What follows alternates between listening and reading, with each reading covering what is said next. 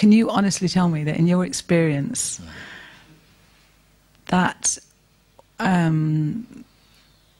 which we experience is for our growth? Yes. Yes. I don't feel that this universe is vindictive. I think it is corrective. It offers you innumerable opportunities to somehow to step up to higher ground. If there seems to be punishment, then even that is an action of grace, which at the time we don't appreciate. Often you're saying thank you to the wrong guy, to what makes you feel sweet in the moment. You say thank you for your chocolate-flavored moments. But some things rub and squeeze and grind you that you don't say thank you for. But they alter your being in such a way that it brings wisdom into your experience, you see. And rarely we are thankful for that. Someone once asked me, not long ago in fact, some friends are here too. We were just in Spain just now. And one man came and asked the interpreter next to me, ask Mooji if he will give me a mantra.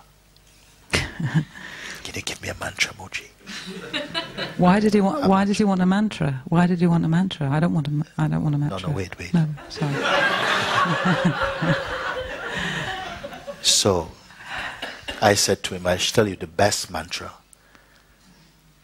the universal mantra, the best mantra any being can say. Not just Indians. A mantra for every being. Your mantra is thank you. Just keep saying thank you. Don't explain. Don't complain. Just say thank you. Say thank you to existence. Okay. Thank you. Thank you. Muchas gracias. Merci beaucoup. Thank you. Thank you. Thank you. You don't have to justify it. And somehow your beingness comes alive. It's cleaned somehow. Every being, everyone who comes into your life, if you don't understand what they bring, you still say thank you. Just thank you. They kick you. You may not say thank you immediately. But somewhere inside you, you say thank you. Just like this. See what happened. Okay. Thank you.